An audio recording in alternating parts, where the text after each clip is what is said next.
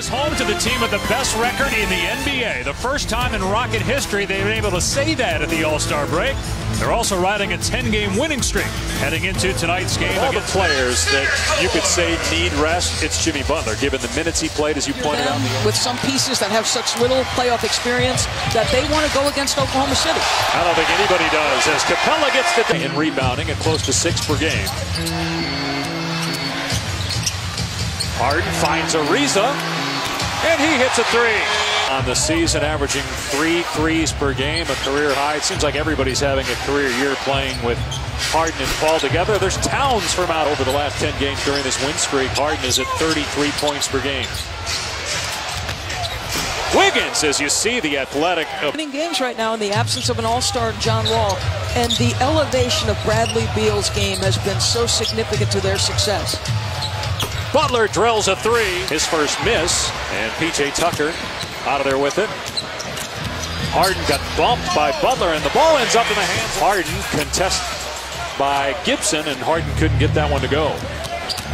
Teague racing up the floor, able to finish at the rim in Chicago. And you go back to when Jimmy Butler was the last pick in the first round. There weren't a lot of people, as Harden hits a three, that believed in, and Butler's got Capella on him.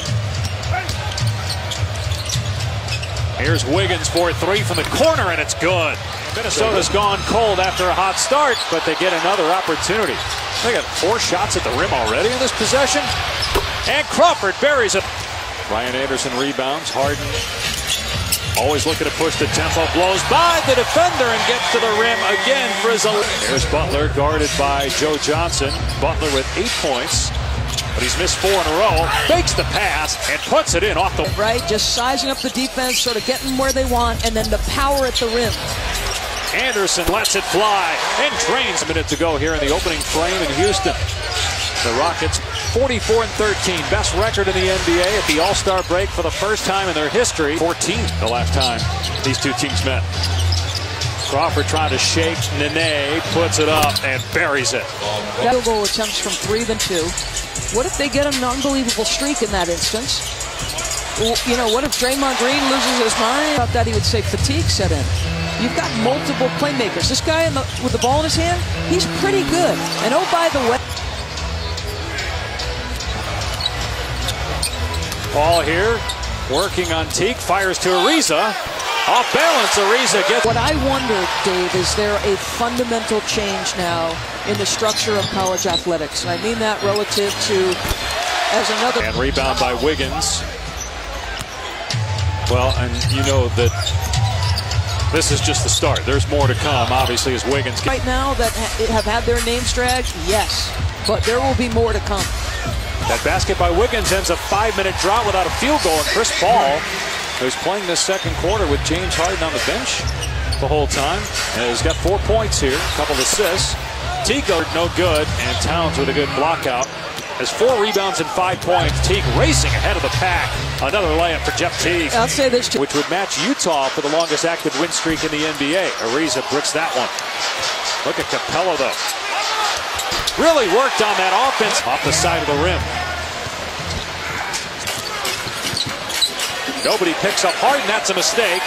But Harden off target. Capella's there, though, and puts it back. You know, we got to get stops. We got to start to communicate. There have been countless times where there's just no defensive communication. Towns drives, and 7-time first-team all-defense Chris Paul. Butler gives it up to Wiggins. And Wiggins.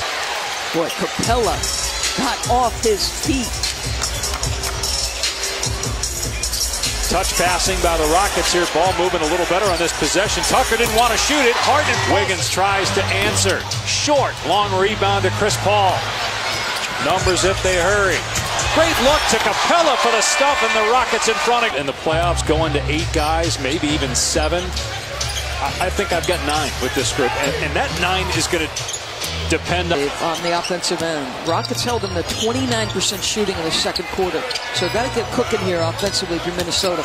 Butler was 0 for 4 in that second quarter as Towns hits the deck hard. He has 12 points and 10 rebounds, 52nd double-double. I know that a lot of people don't love that stat, but he's the 3rd person ever to get to 50 double-doubles by the... Roll his eyes at that stat. coaching Team USA, by the way, as Gibson gets a pass. It ends up in Wiggins' hands, and he's unable to hit the three. Offensive rebound, Gibson. And now Wiggins soars to the rim, and it spins around but won't drop. And Paul out of there with it. Paul pushing tempo. Tucker from the corner. Nails a three. 67-59. It was interesting. P.J. Tucker hit a three, and it was hard to tell whether his foot was on the line, but they did not. Exceptional leaper, was in perfect position. Man, Karl Anthony Towns' offensive game is scary good. Capella gets it.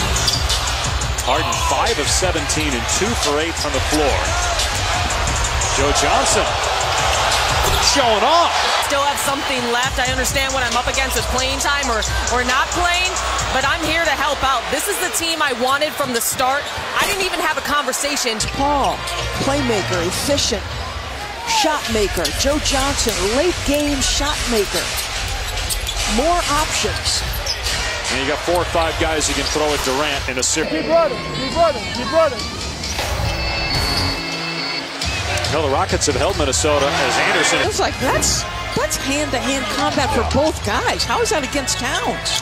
Looked like it was initiated by Nene as Harden.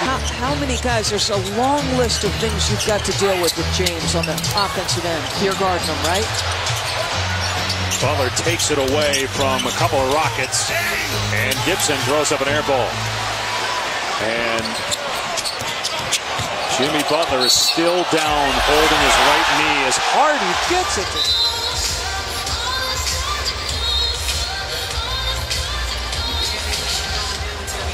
I mean, it looks like it's there. It looks like down.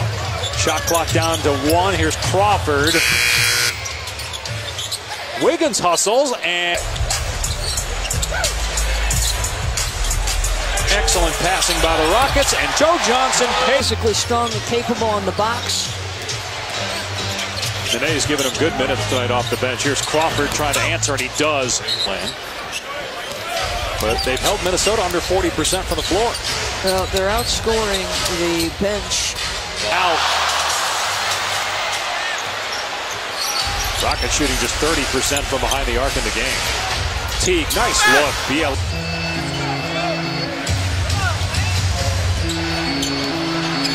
Paul with the pull-up, and he scores. Towns, hand fighting with Harden, and Towns able. Anderson blows by Towns. Johnson will shoot this one and hit it. After the All-Star break, he goes down. Well, think about the shot making he has given this team in late game situations. Wow.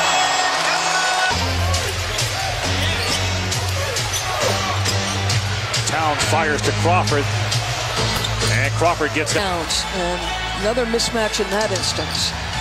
Teague closing in on his 3rd straight 20-point game. He had only 4 all year prior to that. What a look by side of a foot the entire night. Wiggins pulls up and connects.